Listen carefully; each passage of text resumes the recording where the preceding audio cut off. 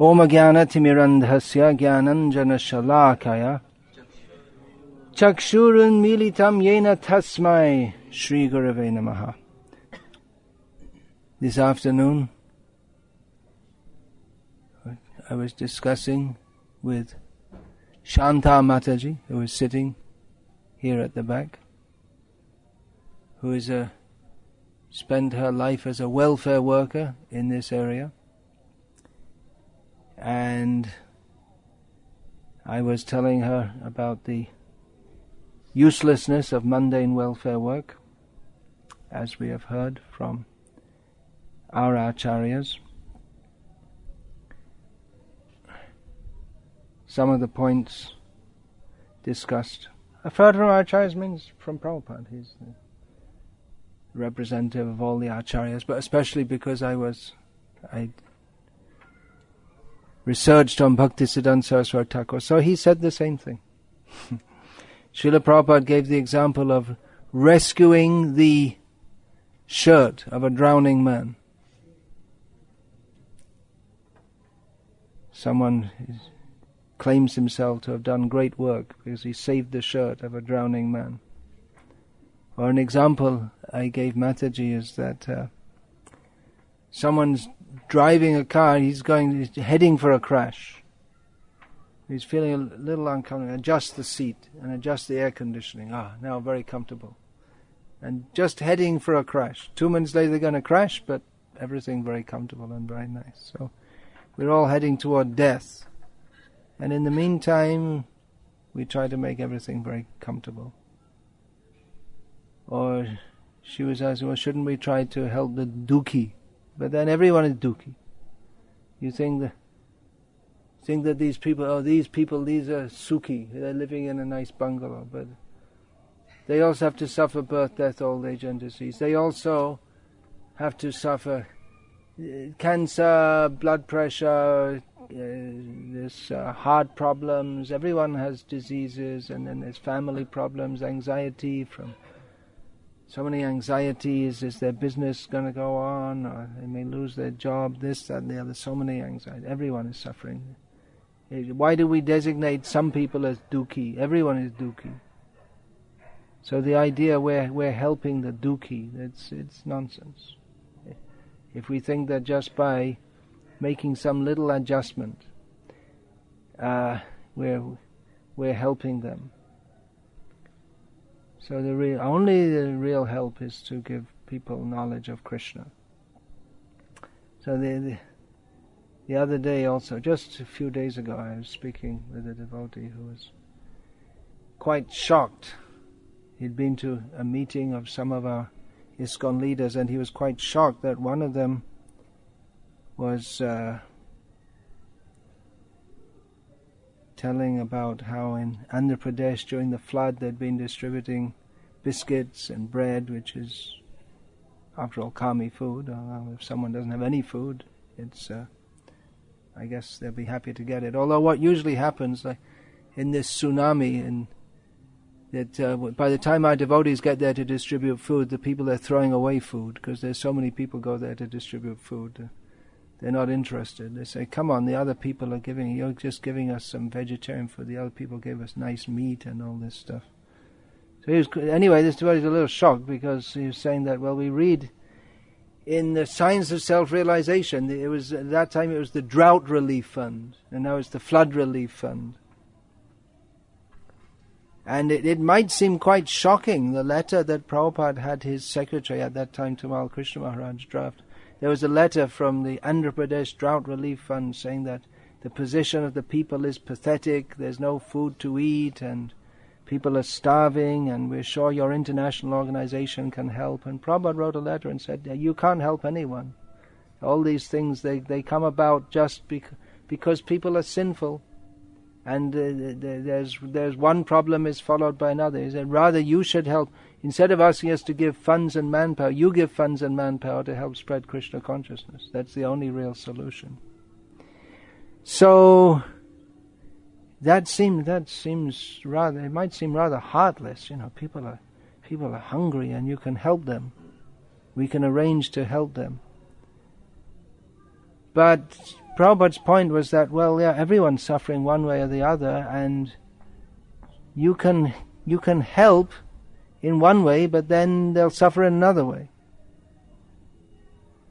Just like this Mataji was saying, there's someone, their husband. I was at first I was saying, well, are you actually helping them? Because there's so many people. They may be coming, their husband is beating them, or in some case the wife. You don't hear about it so much, but the wives beat the husband also. But the men don't like to say because they feel ashamed. But I've seen it personally. And some devotees have also told me that their wife, one devotee told me, it may sound horrible to say, but these are the realities of the life in this miserable material world. One devotee told me, my wife beats me viciously all the time. He was suffering. He said, I'm a black belt in something or other, I can't remember. He said, I can beat her up easily, but I don't want to do that. He said, why is it so like that? So these things are going on. So I said to her, so are you able to stop people doing that? He said, well, sometimes they reduce it, that's all. So very good help. That the wife is being beaten 10 times a week and now 9 times a week. Very good. Great help. So it may seem heartless that we're against mundane welfare work. Of course, Srila Prabhupada wasn't totally against. In Mayapur, he had the ISKCON food relief, that people should come to the temple and take prasadam. Then they'll go for darshan also. So he wasn't wholly against this. But in general, he spoke against this. And also, Bhaktisiddhanta Saraswati also. He spoke against this. Now, why should that be? Actually, I made a note about this. It just came up this afternoon. I'd already made some notes about this.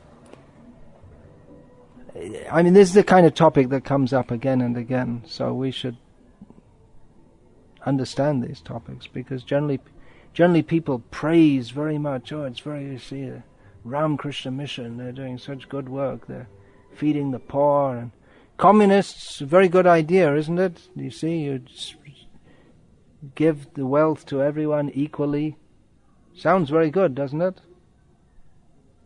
Right? Why should one person exploit another? I remember reading as a kid this a story, like a comical story of one young boy, and then his elder brother was a student.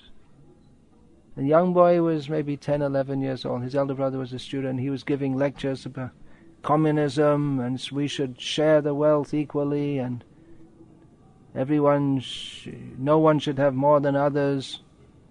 And then so this young boy, he took the camera of his brother, which in those days was a very fancy thing, just like you might remember. Maybe you're too young for that to remember. There was a time when to have a cell phone was like very prestigious. Does anyone remember that? Not from the students, maybe. You'd have been too young for that, maybe. There was a time when to, yes, you show it in front of everyone. Yes, my cell phone, and it was a very big thing. Nowadays, everyone's got one. It's just a disturbance. I'm more intelligent. I never had one. I could understand. It's it's more of a disturbance than a. Turn off your cell phones, by the way. That generally disturbs programs all the time. The cell phones are going off. So. So this boy, he took his brother's camera and he was playing around with it and he wrecked it, and then the elder brother was looking for his, where's my camera? And did you see my camera? Yeah, he said, yeah, I took it. And he said, wow, what did you do then? He took the camera back and it was totally, and what are you doing? He said, well, in your lecture you said no one should have more than others and you should share everything. That was the end of his communism. So, it sounds good, but it doesn't work. I saying to this Mataji, there are so many examples of we have ideas that we think will solve problems, but it doesn't work. Just like during the government of Indira Gandhi, she The old system coming down from thousands of years is that when a man dies, the eldest son inherits the property. But she made it that everyone, sons, daughters, they all inherit. So the system was the younger brothers, they cooperate with and serve the elder brother, and the elder brother he takes responsibility, and then they all live together as a joint family. That was the end of the joint family, and then it's very badly affected agriculture also, because the plots became smaller and smaller. And then their families are all fighting between each other, and it seemed like a good idea, be fair to all, but the actual result was not good. And then in America at one point they were seeing, you see, now there's some young girls and they have children and they're not married, and it's really tough for the children, and the government should give them some financial aid, and that will help them. And they couldn't imagine, but the result of that was the number of girls unmarried with children just boomed, because then thought, what's the problem? You don't need a husband? The government gives us money, so the taxpayers have to pay, and it becomes a big social problem. So many times it seems like we're helping people, but what's the help actually? Mother Teresa is lauded as the great welfare worker. She'd pick people off the streets who are dying and put them in her home. So they lived all their life on the street, and then they die in her home. Very helpful. And if they get better and they don't die, then they throw them out on the street again. And give them some meat to eat to make sure they go to hell. And she was a meat eater. So we don't consider her very saintly. So she had the idea to help people, but because of lack of knowledge, she couldn't help. Actually, Srila Prabhupada gave one example Prabhupada gave was saving the shirt. If someone is drowning and someone swims out and catches their shirt and brings back the shirt, and what's the use? So in the same way, if someone simply aids the body but doesn't aid the soul, then there's no actual help. Another example, in Haridwar, this was in July 1977, this was practically Prabhupada's last public preaching. It was just darshans he had. It wasn't any big arranged program, but people coming. Prabhupada was speaking very strongly against materialistic society, as he always did actually.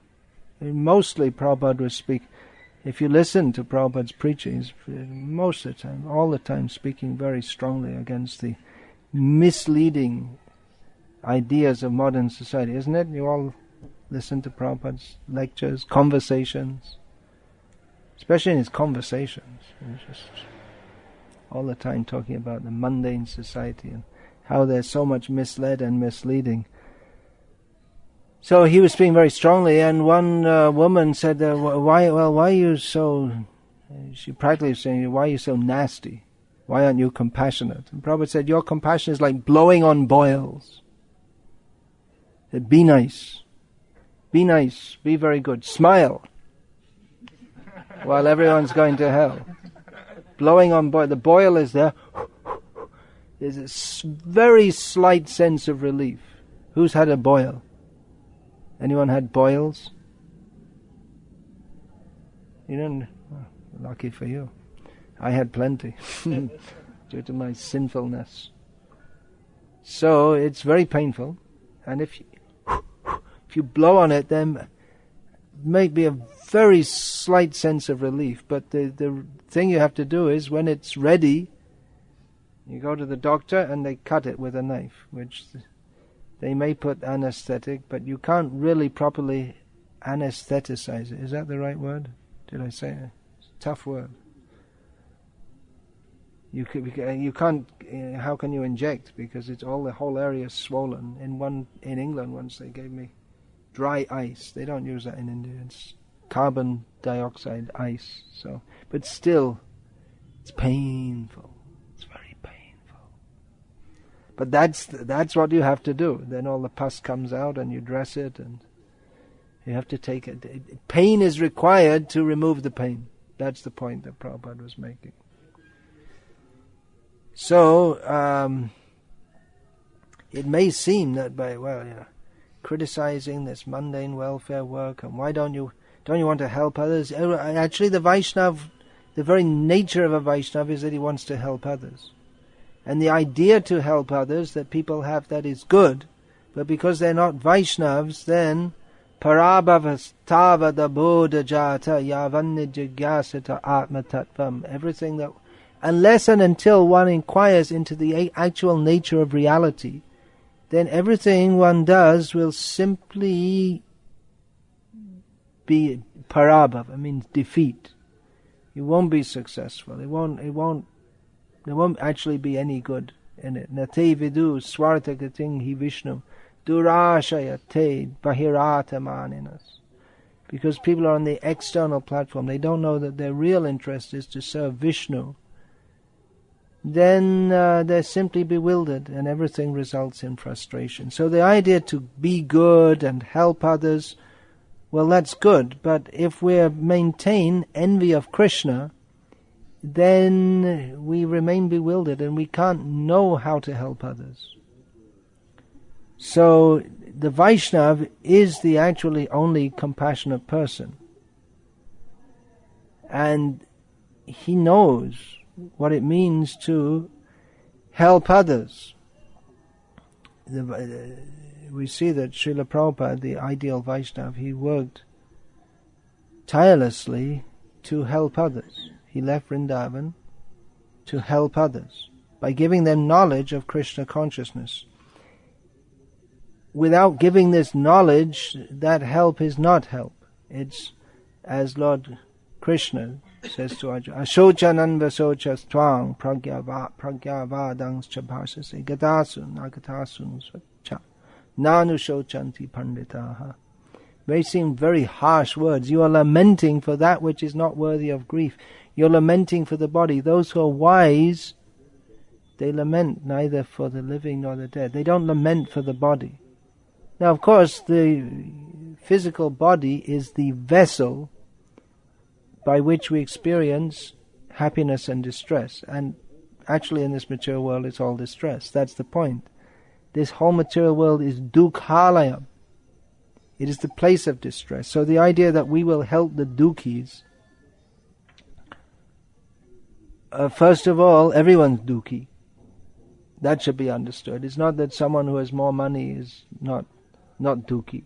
Everyone is dukhi. Everyone is suffering. And that's the point, that you can't stop distress. As long as we're in this material world, there is distress, and whatever you do, you can't stop that. And there are so many problems. So, as I was saying, you may try to convince their husband not to beat them so much, but still they have so many problems, and ultimately everyone has to suffer birth, death, old age, and disease. So, really helping means to bring people to the platform of knowledge. Without that, it's blowing on a boil or saving the shirt. It's of no actual help whatsoever. Now, this appears to be heartless because we're in Maya. We're living in this world and we take this world to be reality. And it seems to us that we're helping others. There's another example of help which turned out to be useless. The much lauded Green Revolution, that all over the world and in India also, by using hybrid plants and fertilizers and pesticides, the yield of food was much increased, and India, which was always up to the 1970s was always in danger of famine due to not enough grain. They started producing enough grains and it seemed like very good. But now After it seemed very good for a short time. This is the very nature of material life. Something seems good for a short time, but now we find that the yields are going down. The soil is spoiled, and apart from that, so many people are getting cancer. In India now, people didn't used to get cancer. It was very rare. Now it's very common. Who knows someone who's had cancer? Anyone had cancer? Oh yeah, Rasik Shekhar, he's had cancer. Yeah. Who knows someone who's had cancer or who has cancer? I know so many people. You don't know? I guess if you travel around like me, you get to know so many. I could probably, if I think about it, in 5 minutes I could tell you the name of 20 or 30 people I know who've had or had cancer or already passed on. So that's that. One of the causes of that is there are so many causes. One cause is eating food full of poison, which is pretty much all the food that we eat. Breathing poison, drinking poison, either the tap water or the bottled water. Yesterday in Surat, one lady is coming to me and said her head was wrapped up with a cloth. Chemotherapy, I guess, right. Chemotherapy is the common treatment for cancer. So I was told so many women are getting cancer, and especially women. They get. So one of the causes of that, they don't have children. They use contraceptives. These are all causes of cancer. So so it seemed like the Green Revolution was a great success, but in the end, you see, the soil is spoiled, and these hybrid plants, crops, they're not producing like they used to produce. You have to throw in more and more chemicals and get more and more poison, and still it doesn't work, and the soil is spoiled more and more. It's a total disaster. Now the whole world our great prediction wallahs, they say that the whole world is heading for famine, hunger crisis. They thought science has conquered nature, but no, it appeared to be like that. So it seems that they're doing something good, but they're not doing good. Even on the mundane platform, even on the platform that they operate on, what seems to be good is not good. And what to speak on the spiritual platform? From the spiritual platform, we understand that by giving the idea that we can actually significantly help people on the mundane platform, that's actually one form of violence, because it gives more importance to the mundane platform and obfuscates. You don't know that word. It means makes unclear, serves to make unclear the actual reality that there is no happiness without surrendering to Krishna. So it's actually a violence against human society to propose that we can help others without giving them Krishna consciousness. That we can be, the idea that we can be happy in the material world. We'll just adjust something a little, just a little adjustment. You just adjust this a little bit and adjust that a little bit. And we're doing more scientific research so we can get free from the different diseases. And of course, material nature is very expert in providing more and more diseases. There was no AIDS. Now there's hundreds of thousands of people are dying all over the world from AIDS. They were predicting it would happen. Now it's happening, and no one's protesting, or it's just going on. Who knows anyone who's HIV? They don't talk about it much, I guess. Anyone who's died from AIDS. Again, I know there are not so many as cancer, but I guess it's a social stigma even to know anyone who's had AIDS, because it's mostly homosexuals, drug addicts like this. So, in one sense, it's violence to even propose that we can help others. It gives the idea that we help others on the mundane platform, because it gives the idea that we can be happy in this material world, and I can help someone. I'm in a position to help, but the helper also needs help. The helper is also suffering from birth, death, old age, and disease. They help us also in the illusion of thinking this material world is a happy place. Just like, here's a funny one. Funny, I guess it wasn't so funny for the Afghani people who were bombed when the Americans first went in there. They bombed the whole place, and after that they dropped food packets with American-style food, which the Afghani people don't like anyway. If any of you are still alive, then here you are. We love you. Just see the hypocrisy. I just saw something from Prabhupada. He was suggesting that one reason they were prolonging the Vietnam War, all the hippies were against it. And he suggested one reason they kept the Vietnam War going is because they wanted to kill all the hippies. They're useless people. They don't do any work. They don't want to work. So send them to the army, force them to go to Vietnam, and then they'll all get killed. That was Prabhupada's one suggestion. I must have read it before, but I didn't. Yesterday I saw that also. So with this conviction, we should preach Krishna consciousness. So many times people, well, they used to say to us, well, why aren't you feeding the poor and opening hospitals and schools? And we used to say that. Or people used to say, I won't give money for a temple, but if you open a hospital, I'll give money. Because they have their own idea of what is helping others. But we should know for sure that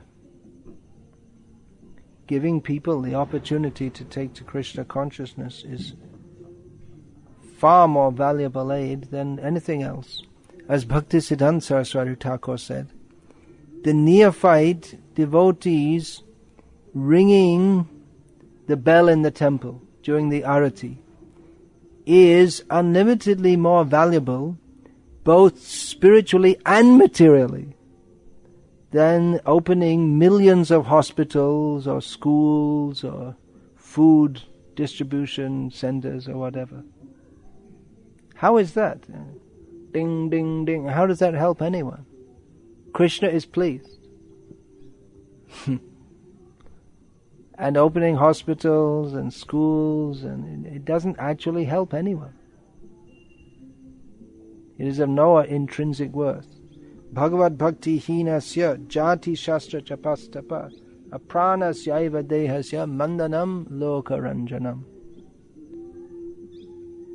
This example is given that whatever is considered valuable and worthwhile in human society, high birth, learning in Shastra,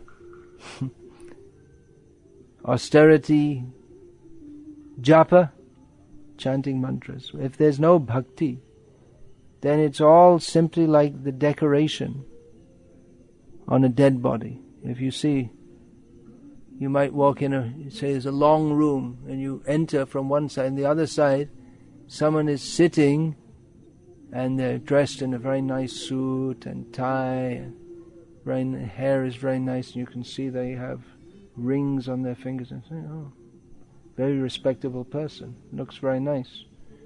You go a little closer and see it's a dead body. It's grotesque. This example is given in Shastra. It's grotesque. It's so incongruent. The dead body is something horrible. And the nice decoration is something very nice. So why should you decorate something which is... It should be burned. It should be discarded. It's not only does it serve no value, but it's seems to be a very bizarre thing to do. Why would anyone do that? So like that, to attempt to make look nice something which is intrinsically not nice, it's the whole endeavor is misdirected from the very beginning. Now it may be said that, well, we'll do welfare work and add Krishna consciousness to that. Then people will appreciate it.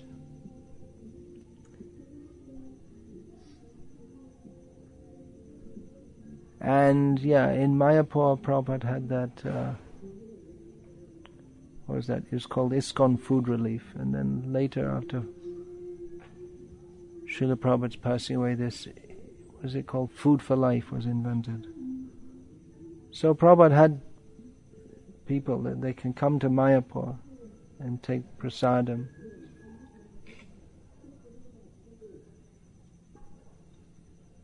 Schools, Prabhupada wanted, teaching Krishna consciousness. He was quite clear. We are not going to teach the government syllabus.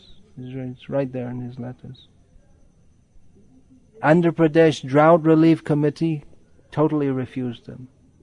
May seem heartless, but no, Prabhupada was the most heartful person. But he knew actually how to help people. He didn't want to cooperate with people. He didn't want to cooperate with people's illusions. He wanted to increase the illusion. Just like this Bhakti Thakur says about mundane education. Anitya samsare moha janamaya. It gives rise to more illusion in this temporary world. And jiva ke kare gatha, makes the jiva into an ass. So the idea that we'll do some welfare work which is more or less on the bodily platform, and at the same time ask people to chant Hare Krishna, or we will chant Hare Krishna. Well, we can do that, but it wasn't Srila Prabhupada's program. Srila Prabhupada's program was to make an overall solution to the problems by making a revolution in human society, by giving people a whole different way of thinking. As I was telling this lady, if you've been used to being praised by others throughout your life for your welfare work, and people like you, and they think you're very... But if you actually preach the truth of Krishna consciousness, that everything is useless without Krishna, then most probably you won't be popular, and the people who formerly praised you will rebuke you and say that Krishna, she used to be good, but now she's spoiled. That's what they said about Chaitanya Mahaprabhu. He used to be good, and then when he came back from Gaya, you see he was good, he was a scholar and like this, and when he came back he's just become crazy. So, if we actually speak the truth, then we can expect people won't like it. And Srila Prabhupada, he, in one purport, he says that if people are against this movement, that's one sign that we're doing the right thing. Because if we speak the truth, then people, Sach bole to mare lati, jhut jagat mohai. Srila Prabhupada quoted this. If you speak the truth, they'll beat you or kick you. And if you talk all nonsense and tell lies, people like it. So, all the great Acharya, Ramanuja, the king wanted to kill him. His disciple Kuresh, who looked like him, went in his place. Bhaktisiddhanta Saraswati Thakur himself, people came to kill him. Again, the same thing. His one disciple who looked like him took his cloth, and Bhaktisiddhanta Saraswati Thakur escaped from that attack.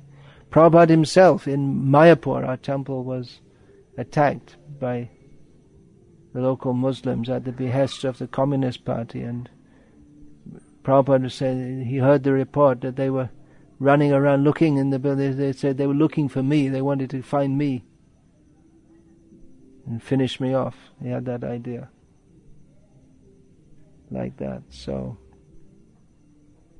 it can be a thankless task. Preaching is a thankless task. If we're actually going to say, what is the reality? But those who are sincere will appreciate. The Bhaktisiddhanta Saraswati Thakur himself said, at the expense of all my mats, if I can make one person Krishna conscious, then I'll consider my mission successful.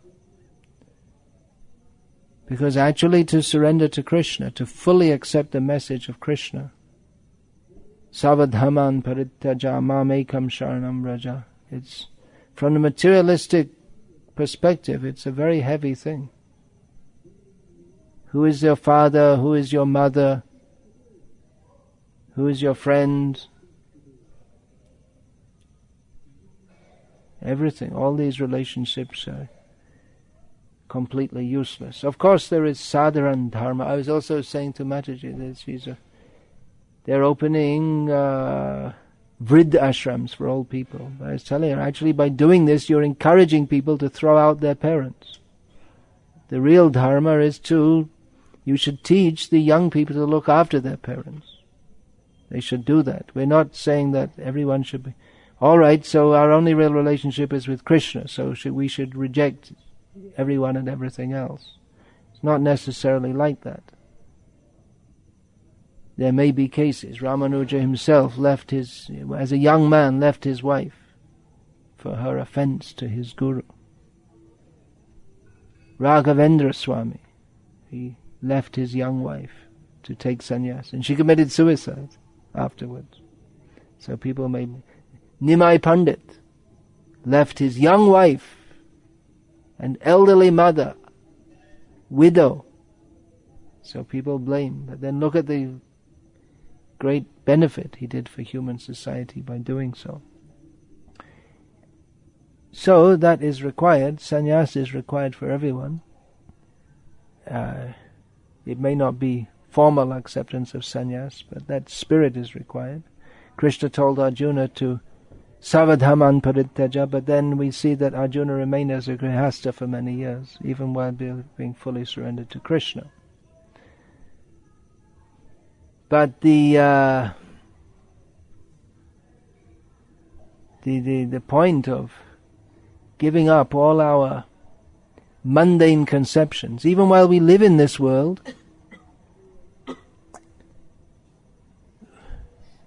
the mundane conceptions, to give them up and fully surrender to Krishna, it's actually a very heavy proposition. Chaitanya Mahaprabhu has mercifully made that very much easier for us by the chanting of Hare Krishna. He doesn't ask us that you immediately surrender, but at some point we have to come to that point. And we see, again, talking about Arjuna, he remained as a grihastha, he remained as a grihastha sannyasi, anashrita karma palang karyang karma karote yaha sasanyasi cha yogi cha naniragnya nirakriya. He remained, as Lord Krishna says, one who performs his prescribed duty as he's obligated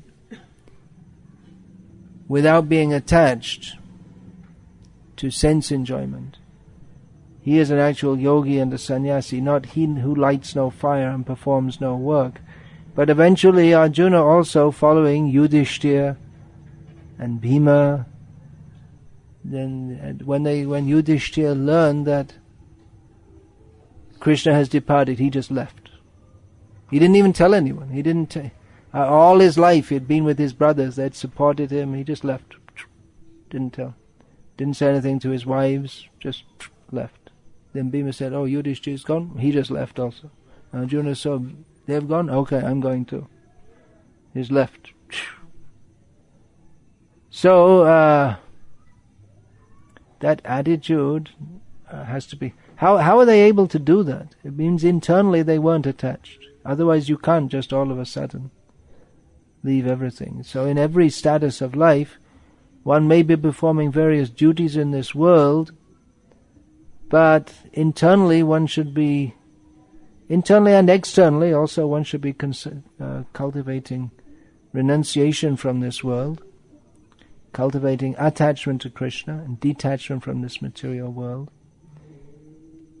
But one cannot become fully detached from this world, which means one cannot become fully attached to Krishna, unless one clearly understands that we have no actual relationship with anything in this world. So, just like that, if there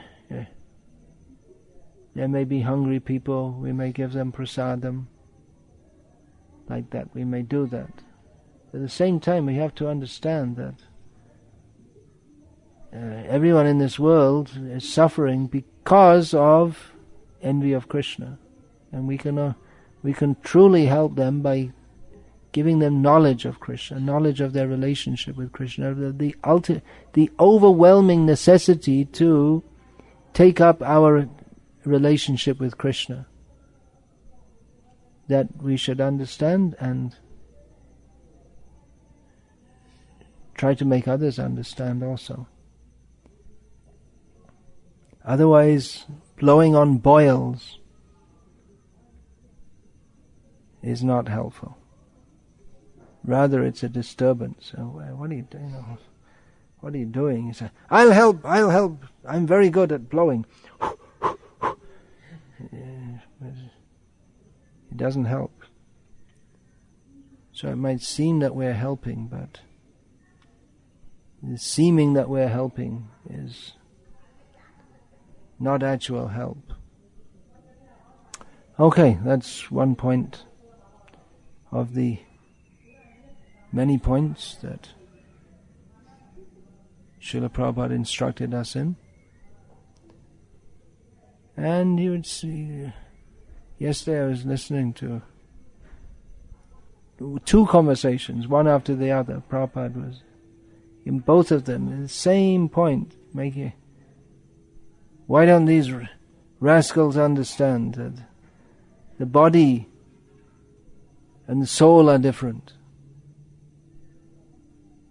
It's simply rascals.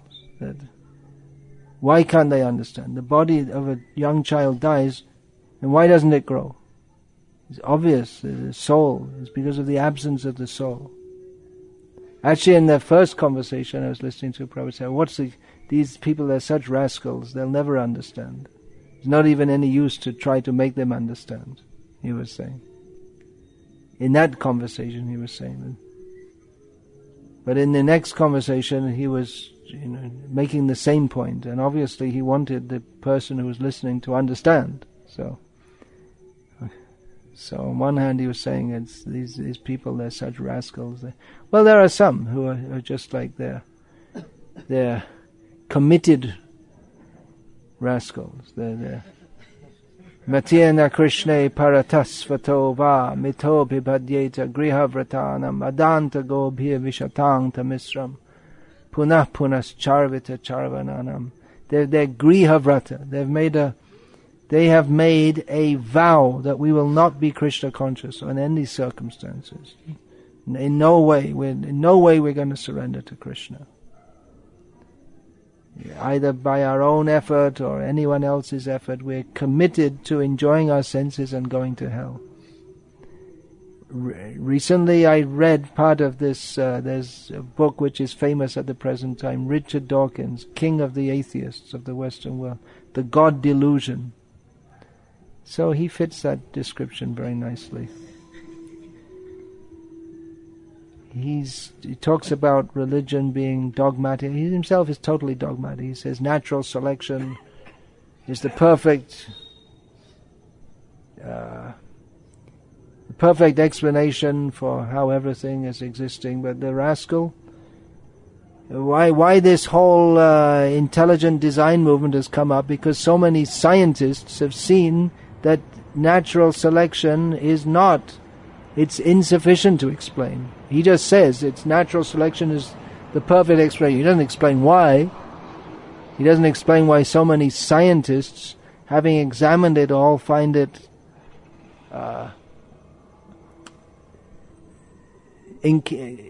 incapable of describing the complexity of life. And he totally avoids the whole point of why should chemicals want to, they say survival of the fittest. Why should a bunch of chemicals want to survive anyway? Where does motivation come from? Why should an animal want to eat? Why should a bunch of chemicals want to ingest more chemicals so that the chemicals can survive in that form for some time? So, simply a rascal, that's all. What can you say?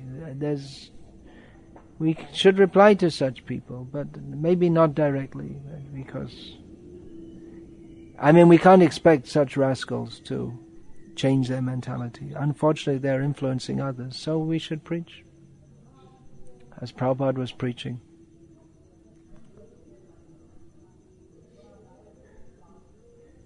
Actually, we find that Srila Prabhupada spoke a lot more about the material world than about the spiritual world. Interesting. Just like Prabhupada himself noted that we see in the Bhagavatam, it's described, there's a lot more description of Krishna killing demons than there is of him dancing with the gopis. Prabhupada noted that. Because Krishna, anyway, he's dancing with the gopis. What does he come to the material world for?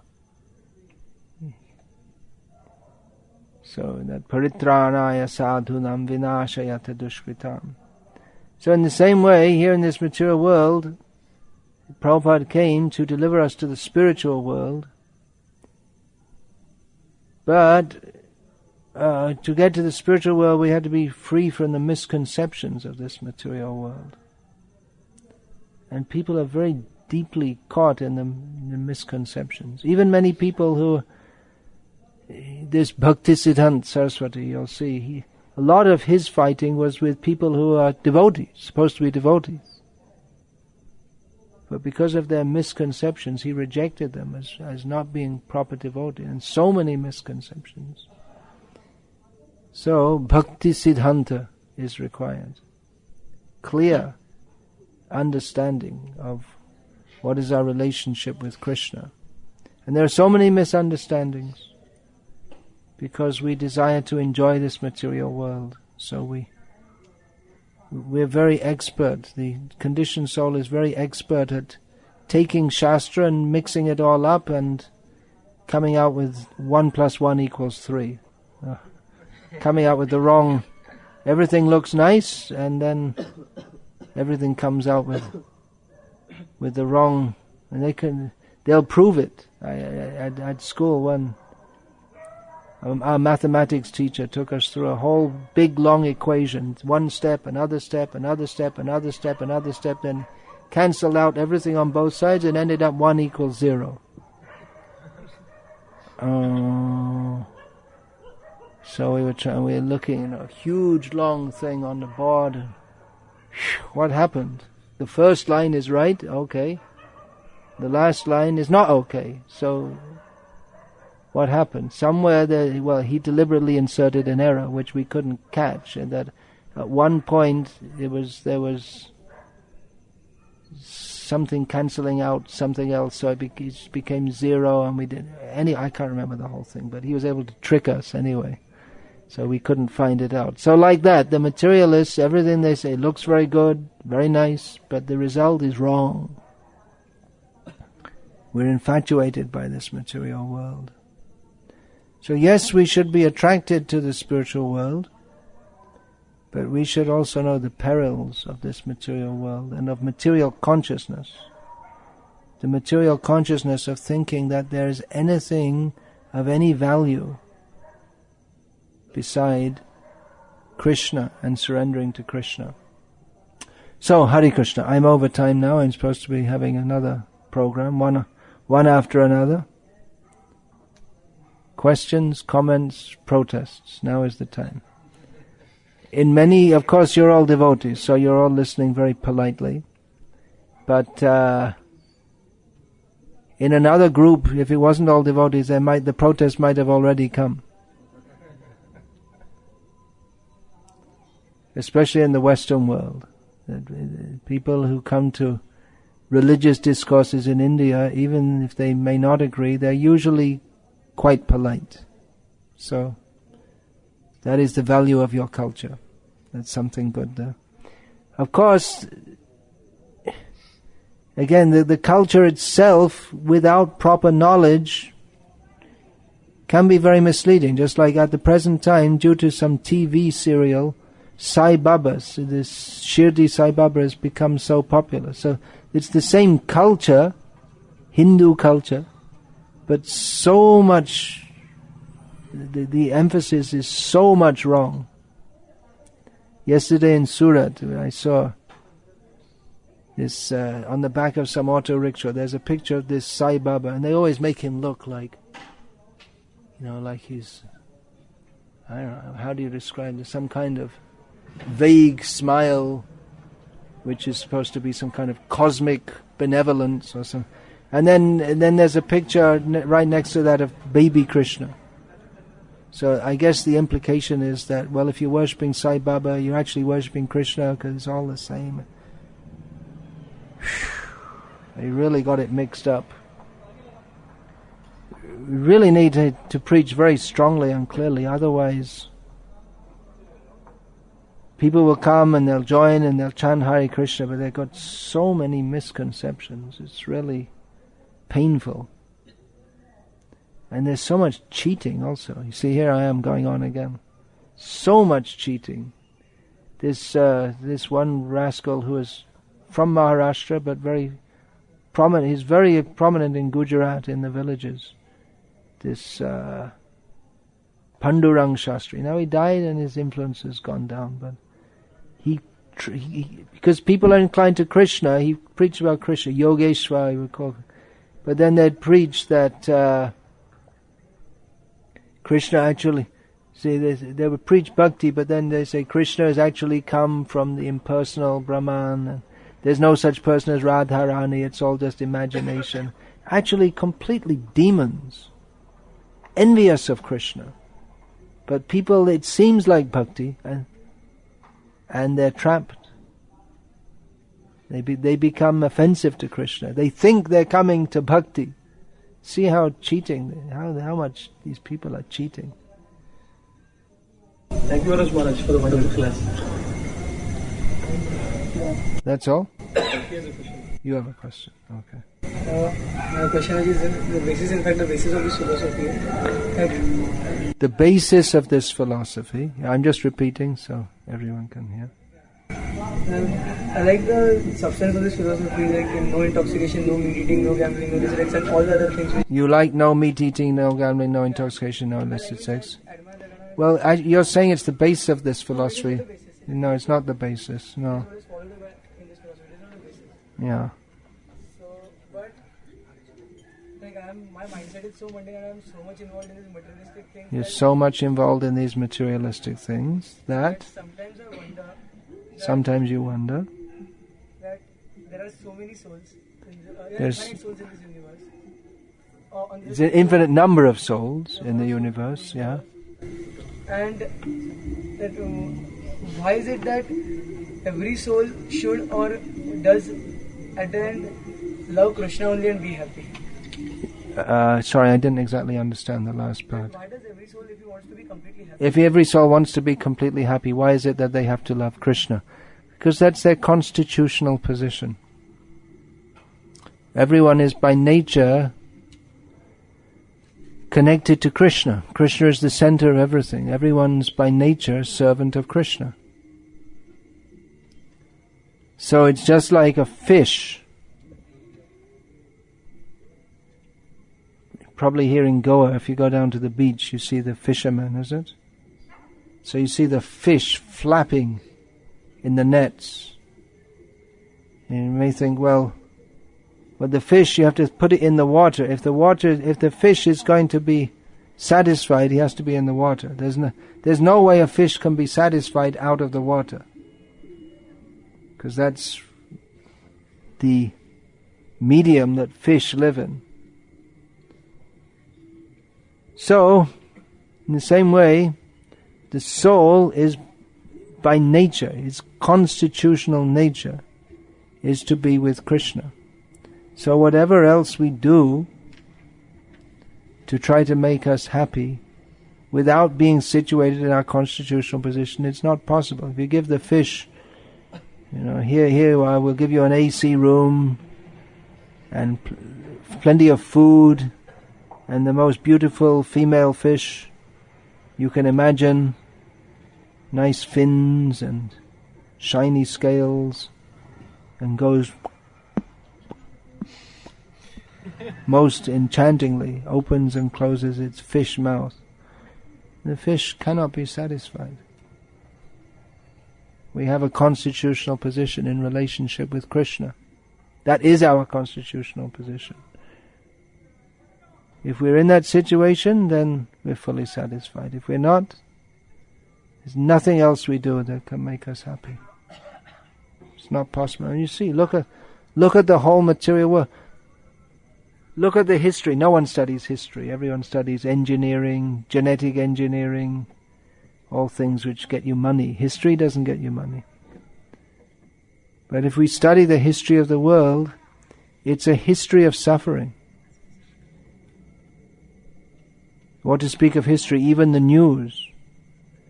Only suffering, that's the main news, right? If you say someone is very happy, that's not news. Or maybe someone's happy, they won a race or something. There's a race, 20 people in the race, and they show the person who's happy, he won. But then 19 people are unhappy, because they didn't win it. The one who's happy, next time he loses, and he becomes unhappy. Even the good news, someone won the race, he also has to suffer birth, death, old age, and disease. There's not a single living being in the whole history of the universe who's ever been happy. And even if they feel that they're happy, still they have to suffer birth, death, old age, and disease. So, Kim sukham martya dhaminam. This is stated in Bhagavatam. Where is the happiness in the world of death? Just like if you're sentenced to death, tomorrow morning you're going to be shot dead. Okay, so this evening you just tell us what you'd like to eat. We'll arrange whatever you like to eat. Apart from human flesh, anything else you like, we'll arrange it for you. So will you have a good appetite? Oh, tomorrow I'm going to get shot. Okay. It won't even get time to come out the other end, because it'll still be in the intestines. So where's the happiness in the place where we have to suffer? Suffering is intrinsic. This is not pessimism, this is realism. And the optimism is that we are to live with Krishna. We are by nature full of bliss in relationship with Krishna. But that is in relationship with Krishna, not in any other way. It's just a fact you have to accept. You can't change it. There are certain laws of reality. You can't change a law that the laws of nature, just like you might like to eat. Someone likes to eat sweets. Okay, but if you eat, someone brings you 3 kilos of sweets and you eat it all at one go, then you're going to suffer. That's the law of nature. You can't avoid it. Okay, so I'll start Hindi class now. Yeah, give me 2 capfuls of this. We can take measures to try to alleviate this suffering to some extent, just like I'm now.